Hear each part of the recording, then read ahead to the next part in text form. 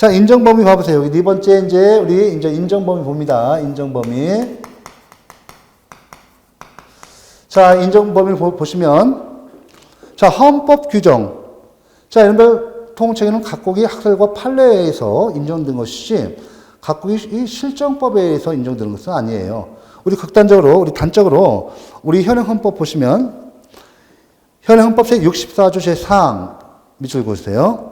국회의원이 자격심사, 징계, 제명처분에 대해서는 법원에 제소할 수 없다고 규정하고 있습니다. 다만 그 외의 경우에는 명문 규정이 없어 학술상 문제가 되고 있죠. 기타에서 통치행위로 볼 수 있는 것 좀 나오죠. 그죠? 이 사명권 행사 있어요, 없어요? 있죠. 그 다음에 통치행위로 보기 어려운 거 봐보세요. 여러분들 대통령 선거는 공직선거법에서 선거승이 제기 대상으로 규정되어 있습니다. 따라서 대통령 선거는 통치행위가 아닙니다. 또 여러분들 그 헌법 제64조 제4항은 우리 국회의원이 자격심사, 징계, 제명처분에 대해서 법원에 제소할 수 없다고 규정되어 있죠. 법원에 제소할 수 없다. 사법심사 청구할 수 없다. 행정소송 제기할 수 없다는 거죠. 여기 돼 있죠. 실정법으로. 하지만 우리 그 지방의회의원이 징계 의결에 대해서 국회의원과 같은 그 헌법 제64조 사항과 같은 규정이 없어요. 어디에요? 지방자치법에. 지방자치법에 지방의회의원의 징계에 대해서 법원에 제소할 수 없다는 규정이 없습니다. 그래서 통칭이 안 돼요. 아시겠죠? 그래서 이거 잘 나옵니다. 그 다음에 구체적인 예를 보셔야 돼요. 구체적인 예를 보셔야 합니다. 자, 우리 보시면 요거 이제 여기 인정범위하고 구체적인 예가 집중적으로 나와요. 자, 법원 봐보세요. 자, 우리 구체적 예, 그 다음에 인정범위에 이거 꼭 해놓으셔야 돼요, 지금. 그죠? 인정범위에 여기 이제 우리 교재 나와 있으니까 교재를 대시해서 보고. 또 구체적 예도 그래요. 좀 중요합니다, 이거. 이거 당장 표시할게요. 중요해요. 그 다음에 여러분들 여기 또 뭐가 있어요, 여기. 여기 이제 그 구체적 예가 있죠. 구체적 예에서 시험에서 최근에는 이거 중심으로 해서 시험에서 자주 출제되고 있다. 뭐가 있을까요? 법원 보세요. 대부분은 계엄 선포행위, 군사시설 보호구역의 설정 변경 또는 해제 행위. 자, 남북 정상회담의 개최입니다. 중요합니다. 개최 동그라미.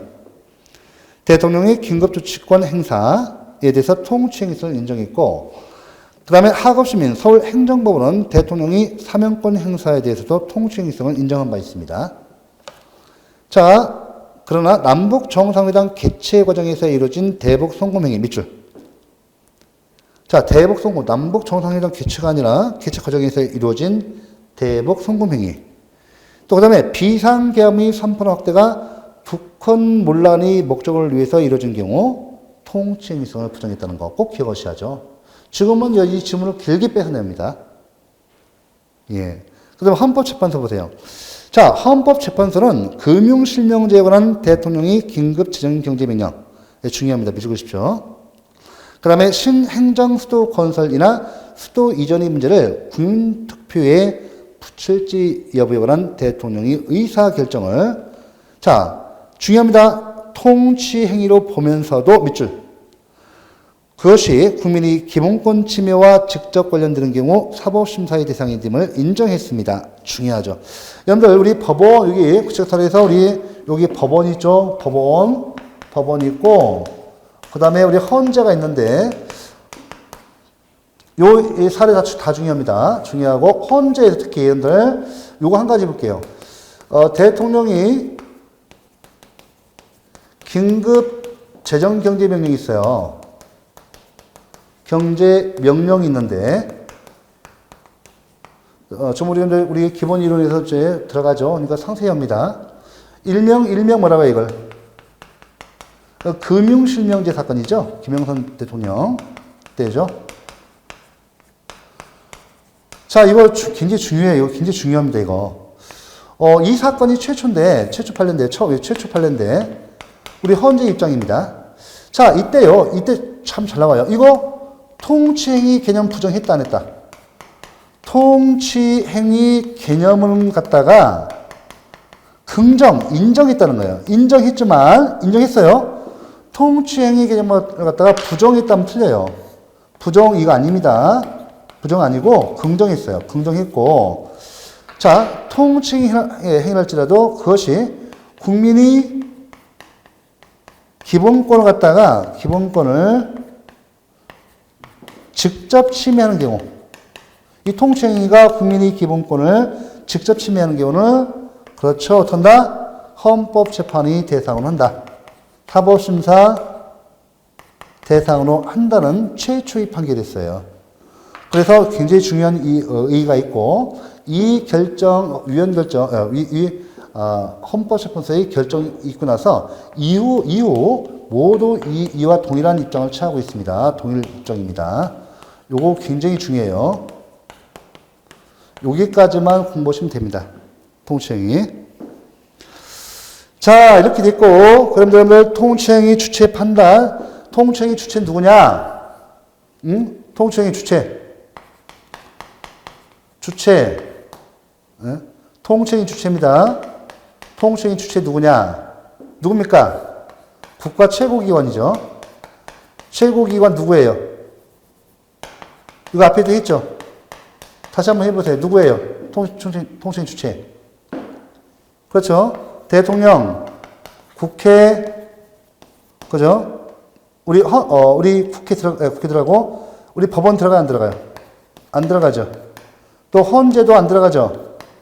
헌재도 도저히 통치행위 주체가 될 수 없다고 봐요. 그러면 판단 주체 누구예요? 판단 주체. 이것이 통치행위인지 아닌지 판단 주체는 사법부만 됩니다. 이렇게 하면 뭐 틀릴 것이 없어요. 됐죠? 이렇게 보셔야 합니다. 자, 이제 통치행위 한계인데, 자, 여러분들 여기 통치행위 한계 당연하죠. 여러분들 통치행위 한계. 자, 맨 처음에 뭐가 있어요? 우리 교재 나와 있으니까 같이 보도록 하죠. 헌법 등에 의한 구속. 당연하죠. 헌법에 의해서 구속돼야죠. 자, 여러분들 정치적 법률 문제. 여러분들 이것도 보세요. 한계에서 좀 그죠? 뭐 헌법 등에 의한 구속. 그다음 또 뭐가 있어요, 여기? 정치적 법률 분쟁. 요거 기억나세요? 정치적 법률 분쟁. 여러분들, 요거 정치적 법률 분쟁은 법률 문제란 말이에요. 법률 문제입니다.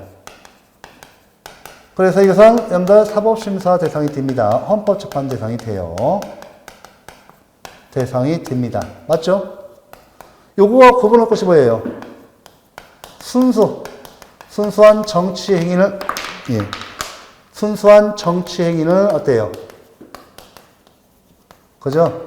요거 아니죠? 이거 아니죠? 이거 맞고, 요거 되고, 대상 되고, 요거는 어때요? 사법심사 대상이 안 되는 거죠. 이렇게 해놓으셔야 돼요. 여러분, 그 정치적 법률 분쟁은요, 법률 문제가 됩니다. 그렇기 때문에, 사법심사 대상이 된다. 즉, 헌법재판의 대상이 됩니다. 그 다음에 이런 가분행위 이론이죠. 가분행위 이론. 그렇죠. 이런 그 가분행위 이론인데, 이것도 보시면 이제 그 예가, 이거 다 시험 나왔던 겁니다. 여러분들, 우리가 남북 정상회담 보세요. 여러분들, 통치행위와 그 집행행위를 갖다가, 그 집행작용을 갖다가, 행위를 갖다가 구분해서요. 이에 대해서는 사법심사 대상을 하지 않습니다. 이거는 어때요? 사법심사 대상으로 하자는 이론이에요. 그래서 남북 정상회담을 보시면 봐보세요. 남북 정상회담이죠? 요 개최행위는요. 이 개최행위는 어때요? 요거에 해당되죠? 고도의 정치행위예요. 근데 대북 송금행위죠? 이건 집행적용이죠? 이거는 현행법 위반으로 해서 사법심사가 가능했죠. 그래서 그 당시에 문화공보부 장관이었던 박지원 씨가 그 법적 책임을 졌습니다. 이에 대해서. 그때 김대중 대통령은 요걸로 하셨으니까 여기에 해당돼서 법적 책임을 묻지 않았습니다. 이렇게 해서 이제 그 가분행위 이론을 해 놓으셔야 돼요.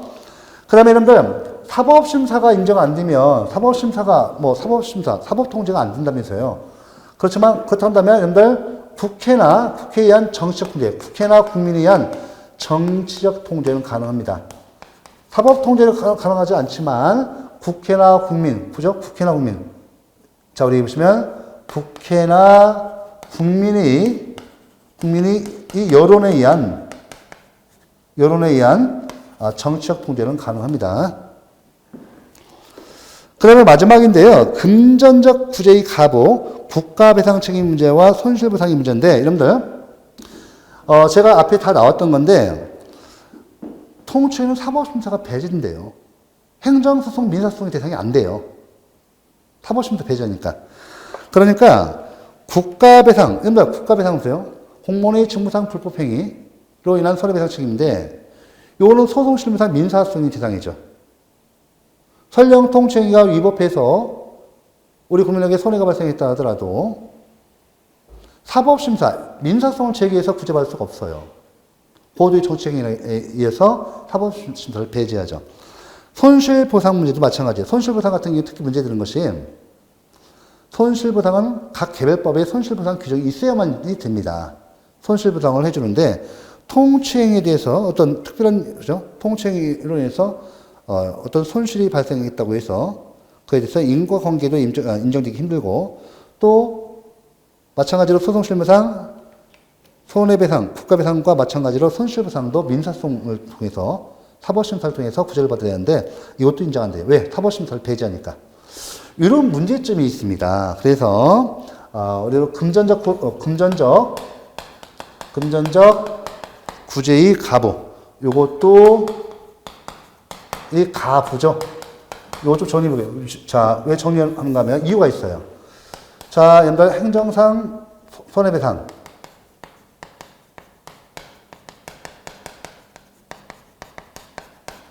행정상 손실보상. 이거 현재 인정되지 않는다고 보는 것이 다우설이에요. 다우설 입장입니다. 여기까지 정리하시면 뭐 틀릴 것이 없어요. 통치행위 다 끝납니다. 더 이상 안 나옵니다. 자, 이번 시간 여기까지 봤고요. 여러분들, 이게 기본 이론, 역시 혹시라도 보시면 기초 이론을 통해서 빨리 한번 넘겨서 보시기 바랍니다. 그래서 다시 한번 뭐 기본 개념부터 해서 주요 내용 정리를 하도록 하겠습니다. 특히 판례 법조문 같이 할 거예요. 자, 이번 시간 수고 많으셨습니다.